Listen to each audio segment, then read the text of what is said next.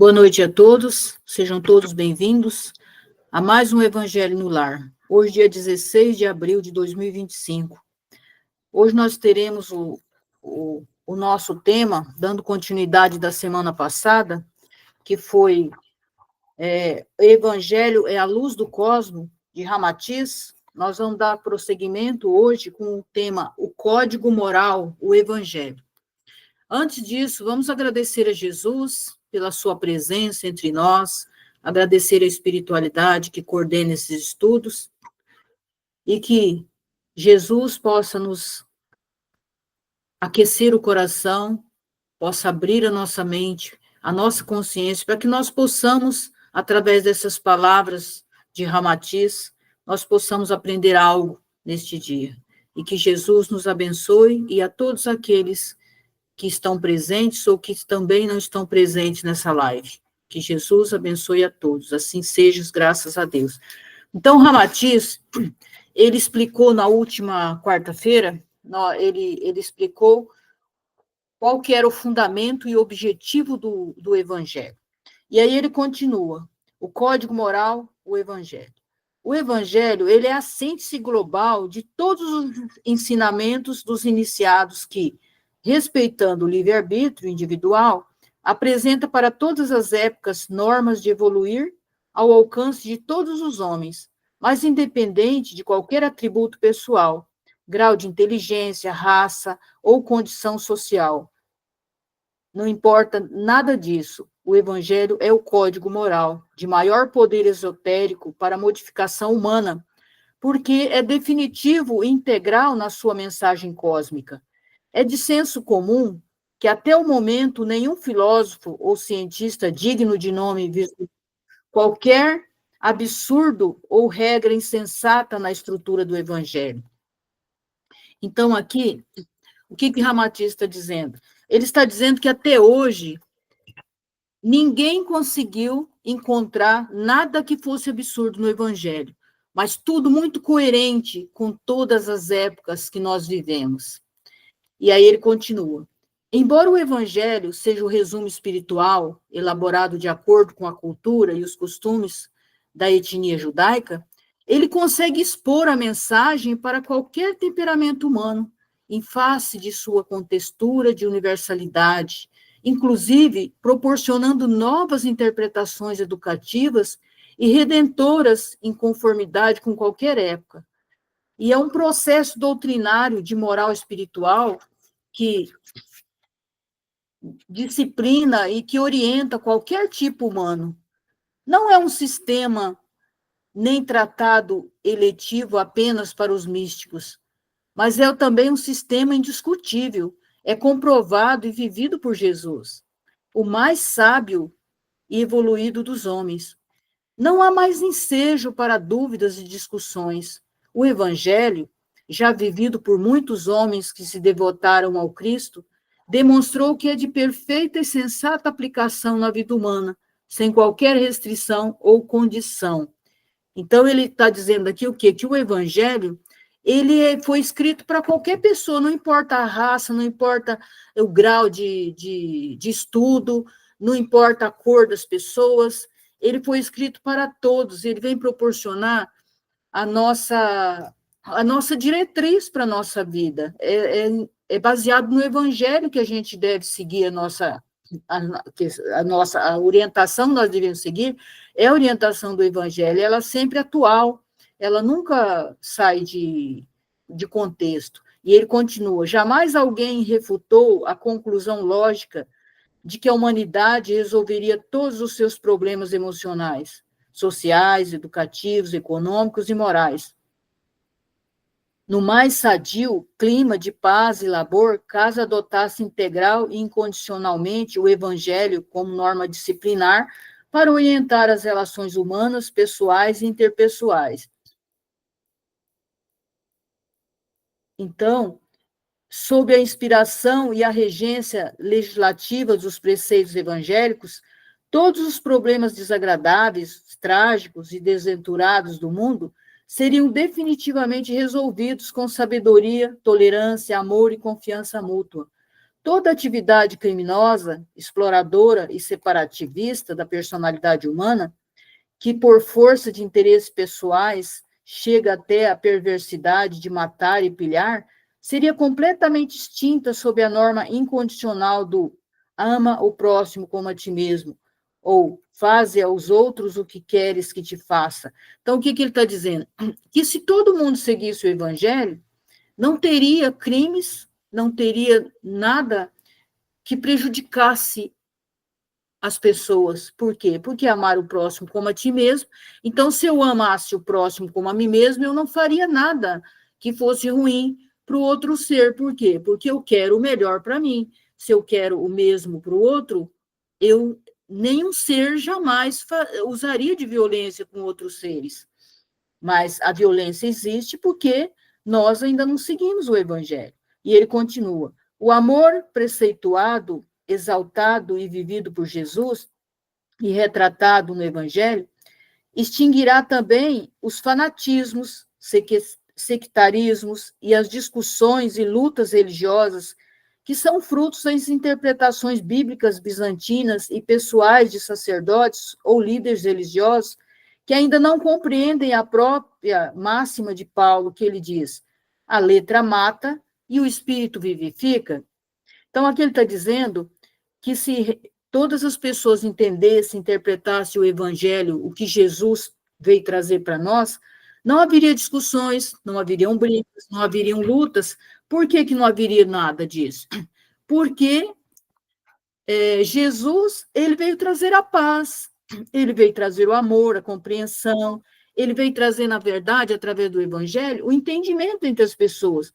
Mas as pessoas mistificaram, né, a questão do evangelho. Então, as religiões muitas vezes disputam. Eu vejo que hoje já melhorou bastante, né? Já muitas pessoas de várias religiões se encontrando, fazendo trabalho juntos. Mas ainda existe aquele lado que as pessoas acham que o Deus é dela, né, daquela religião, que o Deus está lá naquela igreja, que o Deus não está na outra igreja, e que o Deus não está com as outras pessoas. Tem muita gente que ainda acredita que existem os escolhidos de Deus, né, que Deus escolheu um povo, e que o outro povo, não é, as outras pessoas não são escolhidas de Deus, porque eles não são considerados filhos de Deus. Então, tudo isso leva a ignorância, a nossa ignorância. E quando Paulo fala a letra mata e o espírito vivifica. Por quê? Porque se a gente for levar em consideração o que está escrito ao pé da letra, por exemplo, até a questão bíblica lá, se a gente for levar ao pé da letra, o que acontece? Muitas coisas não vai ser entendida porque, na verdade, tudo aquilo foi falado por simbolismo, né? Foi contado a parte mais antiga da Bíblia, ela foi contada através das histórias daquele povo que vivia ali. Mas o Espírito, ele vivifica. Por quê? Porque se eu ouvir a minha alma, lá no mais fundo da minha alma, saber o que é certo e o que também não é correto. Correto, assim, na interpretação, né? Porque cada um interpreta do seu jeito e cada um interpreta levando em consideração a sua crença, levando em consideração aquilo que ela quer que os outros acreditem. Mas se você for ouvir através do Espírito mesmo, você vai entender o Evangelho. E ele continua: sob a propaganda exclusiva do amor, em vez de códigos, dogmas e postulados sectaristas religiosos, desapareceriam as divergências religiosas e os povos, eles confraternizar-se-iam no mesmo rebanho e obedientes a um só pastor. Por isso, Jesus é o mestre da eterna sabedoria, e o evangelho jamais há de requerer a providência de se modificar o seu conteúdo elucidativo espiritual. Então, ele está dizendo aqui, ó, que se realmente a gente vivesse essa questão do amor que Jesus pregou, não existiria essas diferenças entre as pessoas, não existiriam as divergências nem religiosas, nem de coisa nenhuma, né? E todos seriam obedientes a um só pastor. Quem é esse pastor? Seria Jesus, né?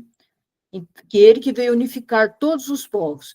E Ramatiz continua: Até o homem tolo sabe e sente que em qualquer posição geográfica na Terra ou na imensidão cósmica, só o amor salva o homem, conforme conceituou o inovidável Jesus. O amor que o Evangelho proclama, ele significa a própria lei regente e orientadora do passado e do futuro do homem. É o catalisador da própria frequência normal do homem superior, seja qual for a sua constituição biológica ou morfológica, quer ele viva na face da Terra, de Júpiter, Arcturo ou Sírius. Sob todas as configurações morfológicas, por mais excêntricas ou extemporâneas, e também no âmago de todos os povos e todas as raças, palpita sempre o espírito eterno criado por Deus, que é o amor. Por esse motivo, só o amor sublima. Ele é como o sangue na fisiologia do organismo. Tudo irriga, tudo nutre e, consequentemente, o amor é o sustentáculo do universo. Amor puro, integral, incondicional, dispensa qualquer discussão ou análise, porque não é uma virtude ou concessão ocasional, a cargo da legislação divina, mas ele é a essência da manifestação criadora do próprio espírito, é a norma fundamental e superior da própria vida. Então, aqui ele está dizendo, né, que o amor, ele é capaz de nutrir, de nos nutrir integralmente, em qualquer situação, e também em qualquer planeta, não importa se é no planeta Terra, se é em Júpiter, onde seja, o amor, ele é o mesmo, né? O amor, ele é sublime, ele consegue fazer com que a gente releve as coisas, que a gente não nos deixe nos ferir por nada, quando a gente realmente implanta nesse amor, quando a gente implantar realmente esse amor incondicional, não existe condição para que o amor prevaleça. E ele continua, os homens, eles tornam-se melhores, mais pacíficos e sensíveis, à medida que dominam as tendências hereditárias da animalidade. Então, conforme a gente vai vencendo as nossas tendências animais, a gente vai nos tornando melhores, mais pacíficos, mais sensíveis, mais acolhedores, né? Mais paciência com aqueles que ainda não entenderam certas coisas. Por quê? Porque aqueles que já entenderam mais do que nós, eles têm amorosidade, têm paciência conosco, por exemplo, os nossos mentores. Eles já têm um entendimento muito maior que o nosso, mas eles têm compreensão, eles têm paciência com os nossos erros, eles têm compaixão, porque sabe que a gente ainda está num momento que a gente ainda erra mais do que eles, e que eles também já passaram por essa situação que nós ainda estamos passando. E Ramatiz continua. Eles evoluem e aperfeiçoam-se espiritualmente quando conseguem impor o princípio espiritual superior e autêntico da individualidade imortal sobre as tendências transitórias da linhagem animal da matéria. Então, daí o motivo da doutrinação semelhante de todos os instrutores espirituais do mundo, que estimulam e exorientam o espírito humano para a mais breve libertação do cárcere das formas. Então, ele está dizendo o quê? Que o evangelho é uma lei unificada para todos os universos, para todo o cosmos. Por quê? Porque é a única forma de nos libertar do cárcere que nós vivemos. Qual que é esse cárcere? Esse cárcere é os karmas, né, que nós temos na nossa vida no dia a dia, que nós eliminamos uns karmas, mas vamos criando outros, e o dia que a gente realmente entender consciencialmente esse propósito de Deus, a gente não vai mais criar karmas, e aí nós teremos liberdade, nós não vamos mais precisar, por exemplo, vir nesse corpo de carne, não vamos precisar mais passar pelas doenças, por essas dores todas que nós passamos, porque daí nós já estaremos libertos, porque a nossa consciência nos libertou através do evangelho, que prega o amor, né?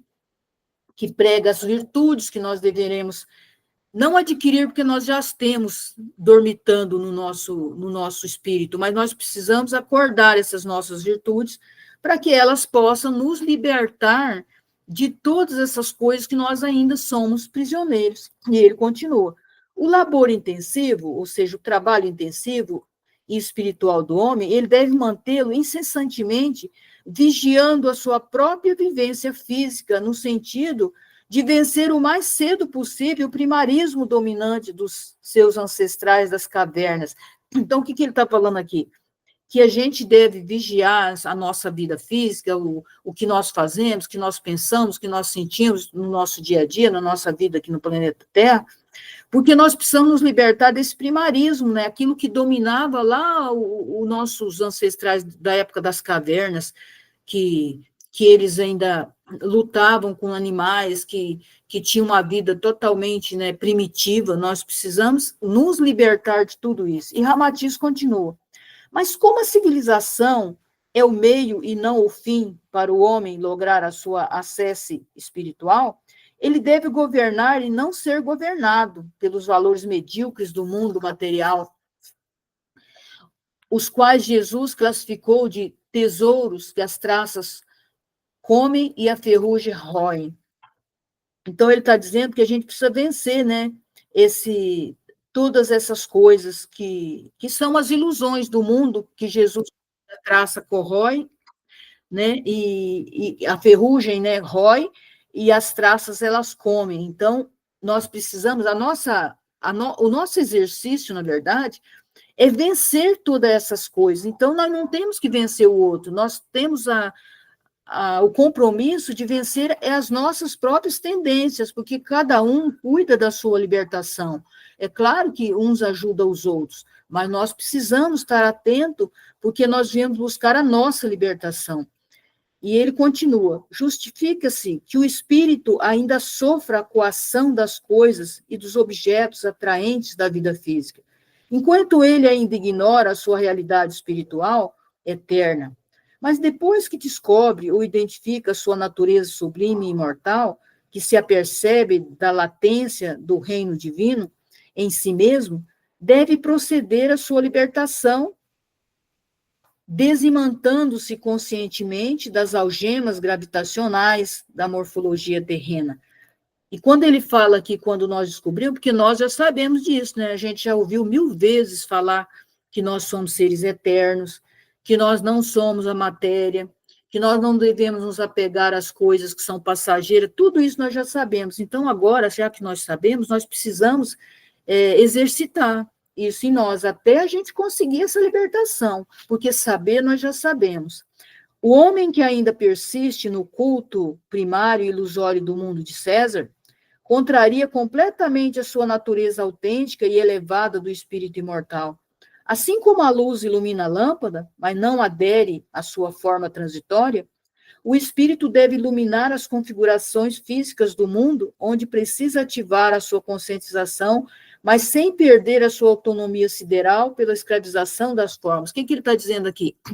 Que nós podemos, nós devemos continuar vivendo, né, no plano físico, nós deveremos continuar fazendo as coisas que nós precisamos fazer, né, no nosso dia a dia, trabalhar, né, conviver com a família, fazer tudo o que nós precisamos, ter os nossos bens materiais, que isso é algo normal, mas só que nós não devemos esquecer de quem nós somos, que nós somos seres imortais, que nós não vamos ficar aqui para sempre, que qualquer dia desse nós vamos deixar nosso carro, nós vamos deixar nossa casa, nós vamos deixar aquilo que nós chamamos de nossa família, porque nesse momento ela é nossa família biológica, mas não é a única família nossa, que nós somos uma família só, e que vai chegar um momento que nós vamos estar indo para o outro plano, e nós vamos deixar tudo isso. Então, nós devemos constituir aquilo que Jesus disse que a traça não come e que a ferrugem não corrói, que é desenvolver o máximo que nós conseguirmos internamente.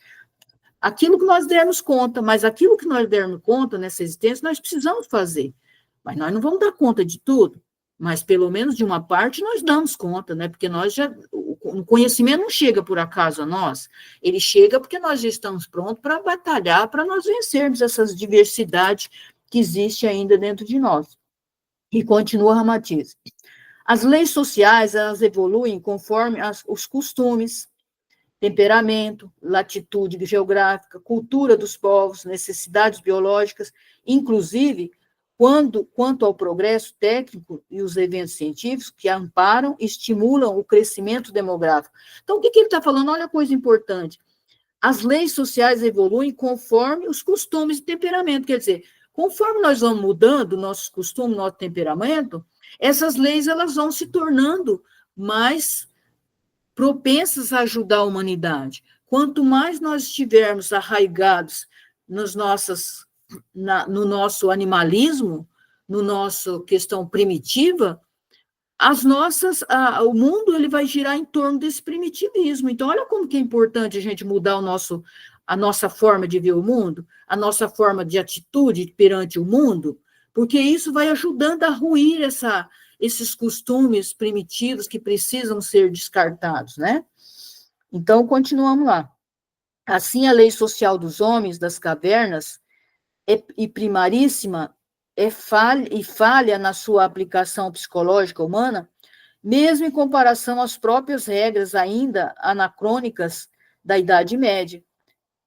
Que se dirá, então, das leis dos trogloditas em confronto com os princípios morais modernos? Então, o que ele está dizendo? Que por mais que pareça que o mundo não mudou, mas o mundo mudou, porque as leis lá do tempo dos trogloditas, lá, ou do tempo das cavernas, hoje é muito diferente já. Por quê? Porque a humanidade ela já mudou algo dentro dela. Ela já não é a mesma, ela já não faz as mesmas coisas, ela já não pensa as mesmas coisas, já não age mais da mesma forma que agiu naquela época. Por isso as coisas vão mudando.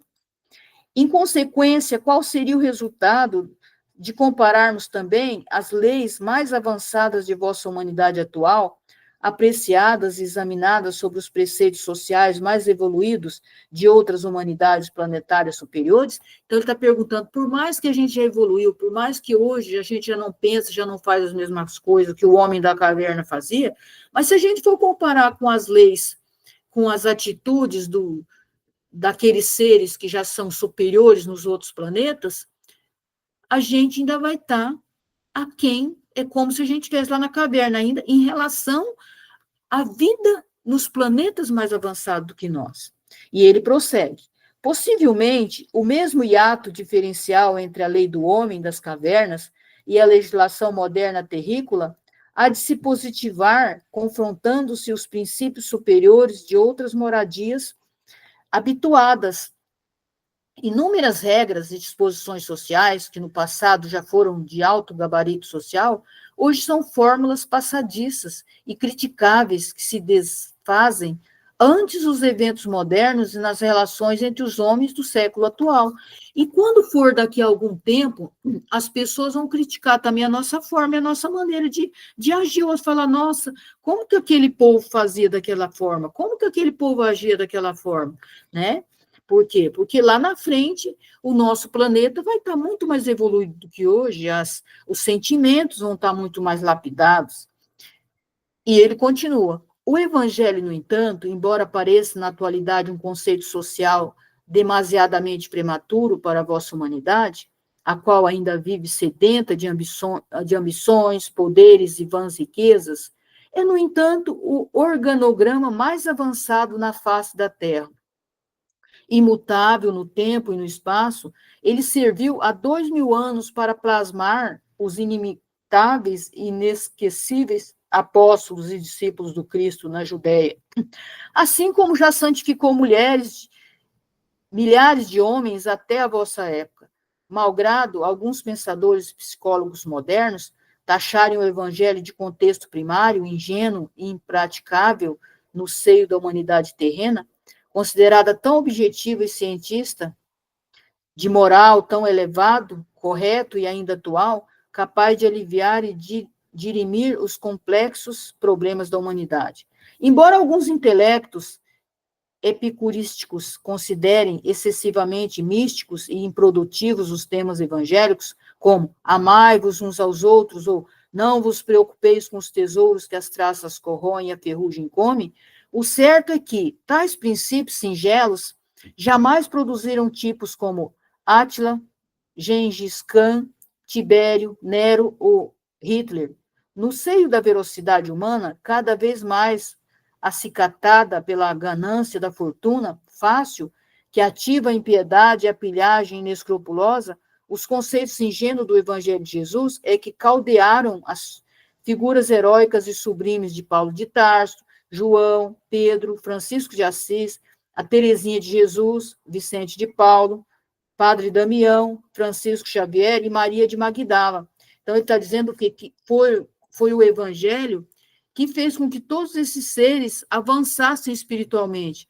Mas, longe do Evangelho, se produziu um Gengis Khan, um Nero, um Hitler, porque se eles tivessem vivenciado o Evangelho, eles não teriam feito as coisas que fiz, né, contra a humanidade. E Ramatiz prossegue. Os princípios evangélicos ainda modelaram homens do mais alto nível do mundo nos diversos setores da vida humana, como científicos, filosóficos ou mesmo políticos, porque eles procediam em seus atos em perfeita harmonia com o ensino do Cristo Jesus. Então, o equilíbrio, a paz e a confraternização humana só serão insexíveis depois de o homem integrar-se incondicionalmente ao Evangelho. Não há dúvida de que já são decorridos alguns milênios da civilização terrícola, fracassaram todos os códigos morais, sistemas políticos e doutrinas sociais, no sentido de estabelecer a paz, fraternidade entre os homens. Ainda graçam na terra a perversidade, a hipocrisia, a vilania, a avareza, a gula, a luxúria, a cobiça, a inveja, a vigarice e o ódio, que ensanguentam os campos e as cidades terrícolas. Os homens vestem-se de finos tecidos, residem em palácios luxuosos e desgastam-se em festivais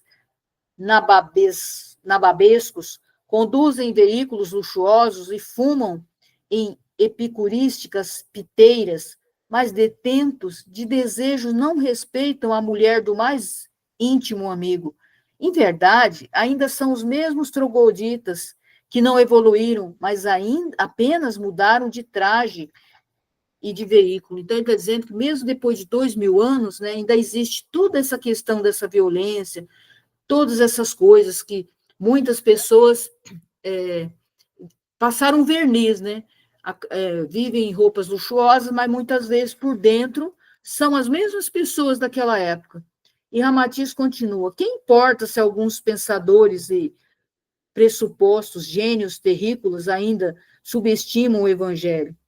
A guisa de código moral excessivamente místico e impraticável no turbilhão da vida física, onde os homens sangram para nutrir-se, vestir-se e lograr o descanso do corpo fadigado?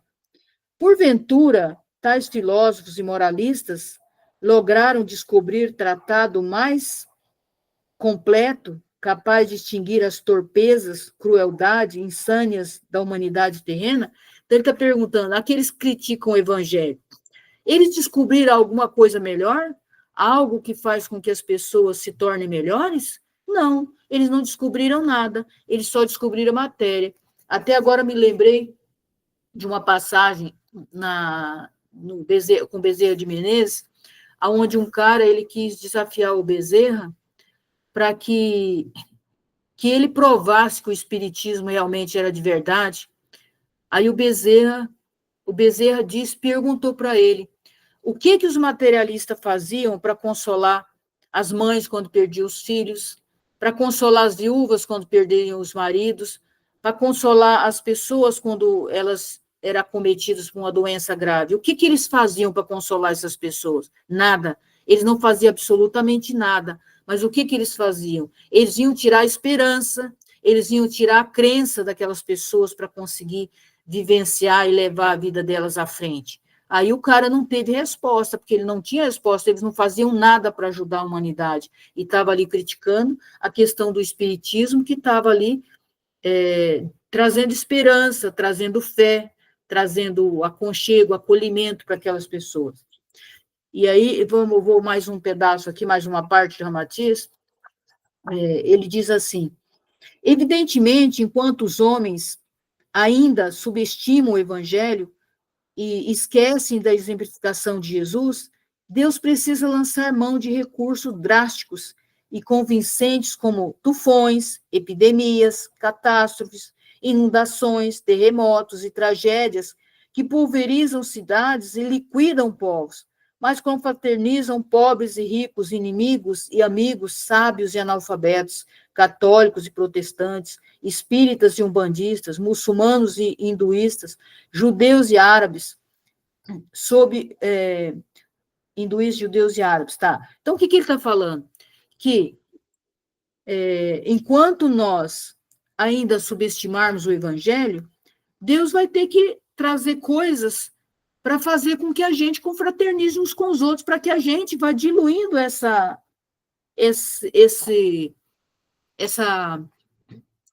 dureza de coração que a humanidade ainda tem. Aí vem as doenças, vem as pandemias para tentar fazer com que essas pessoas se ajudem, se trabalhem essa questão da caridade, ver quando tem uma inundação, né? Todo mundo se comove, todo mundo manda ajuda, todo mundo vai lá ajudar. Quando tem também a questão da pandemia, né? Que acontece as pandemias, as pessoas elas começam a entender que elas precisam de um Deus, que elas precisam de amor, que elas são frágeis, né? E que elas não são tão poderosas assim, que a qualquer momento a vida pode se extinguir. Então, até quando vai ter que acontecer essas coisas para que a humanidade realmente perceba que o amor é a salvação, que o amor é a solução? E Ramatiz continua: sob o estigma da dor, do sofrimento, no desespero pela sobrevivência, o branco aceita o pedaço de pão do negro, o árabe agradece o lenitivo do medicamento ministrado pelo médico judeu, o milionário emociona-se com o esforço do mendigo, que tenta libertá-lo dos entulhos do desmoronamento.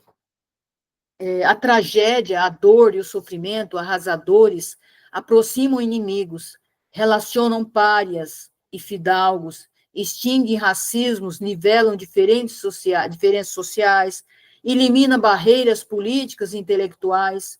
Em algumas horas de insuportáveis desventuras, cumpre esse princípio de fraternidade, que as criaturas olvidam de aprender sob o jugo amoroso e libertador do Cristo Jesus, através dos seus ensinamentos evangélicos. Em verdade, os conceitos do evangelho, eles organizam uma vida superior e eles elaboram a legislação social do mais elevado nível de paz e harmonia.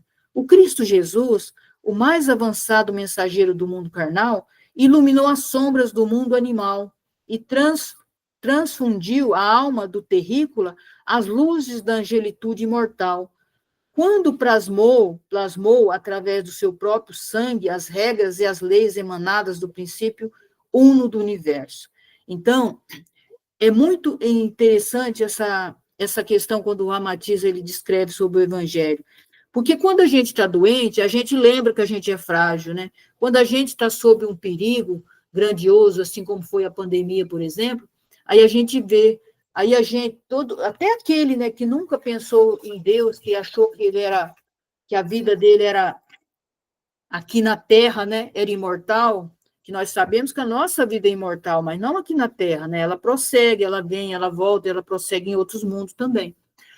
Mas, às vezes, a pessoa ela não tem esse discernimento, que a gente vai vivendo meio automático, né? Vive hoje, amanhã a gente vive, levanta, a gente toma o café da manhã, a gente vai trabalhar, a gente almoça, a gente volta para casa, a gente olha para os familiares, mas a gente não tem, muitas vezes, a percepção da importância de tudo isso. Eu me lembro, só contar mais uma historinha, daí já vou terminar, que tinha uma mulher. E isso não é só para mulher, não. Estou contando que era a história de uma mulher, mas serve para qualquer ser humano. Essa mulher, ela vivia reclamando de tudo. Reclamava do marido, reclamava dos filhos, reclamava da vida, reclamava de tudo.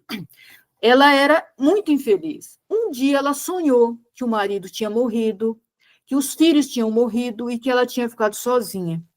E ela entrou em desespero. Quando ela acordou, que ela viu que aquilo não era verdade, ela mudou a vida dela.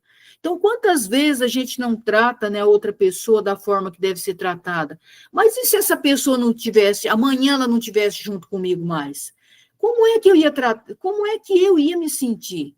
Então, tudo isso vem para fazer com que a gente mude com o outro, que a gente olhe para o outro com mais amorosidade, aquelas pessoas que convivem com a gente, elas não estão na nossa casa por acaso, elas estão ali para a gente mudar, para a gente aprender. E aí, não, eu não mudo de jeito nenhum, porque eu vou ficar, eu sou assim, nasci assim, vou viver assim, vou morrer assim. Então, eu não aprendi nada com o outro veio me ensinar, me dizer não muitas vezes, né? Muitas vezes dizer, eu também sou gente, olha para mim que eu também tenho as minhas vontades, eu também sou um ser humano. E se você perde essa pessoa hoje? Será que você... Como que seria? Se você soubesse que essa pessoa que está vivendo do seu lado fosse o último dia que ela estivesse vivendo com você, como você trataria essa pessoa? Você trataria da mesma forma ou você trataria diferente? Né? E se você soubesse que a sua vida hoje era o último dia nessa existência aqui na Terra, como você agiria? Você agiria da mesma forma ou você pensaria em algumas coisas diferentes? Você trataria você mesmo diferente, a sua vida diferente? Você faria uma reflexão diferente? Então, todos os dias a gente deveria fazer isso. Por quê? Porque só existe agora. Não existe ontem, não existe amanhã. É só agora que existe. Então, eu sempre tenho que cuidar, é isso que a Ramatiz está falando. Quando Jesus também disse vigiai, eu preciso vigiar o meu momento de agora, porque é o único que existe. Eu preciso prestar atenção no que eu estou fazendo agora, o que eu estou pensando agora, o que eu estou sentindo agora, porque é o único momento que existe é agora, não existe outro. E eu não sei amanhã o que vai acontecer amanhã, se eu amanhecer. Eu não sei se eu vou acordar, se eu acordar, como que vai ser? O que vai acontecer amanhã? Então, eu tenho que entender que só existe agora, só existe hoje. E assim nós encerramos a live de hoje. Se alguém quiser fazer algum comentário, fique à vontade. Se quiser, fique à vontade para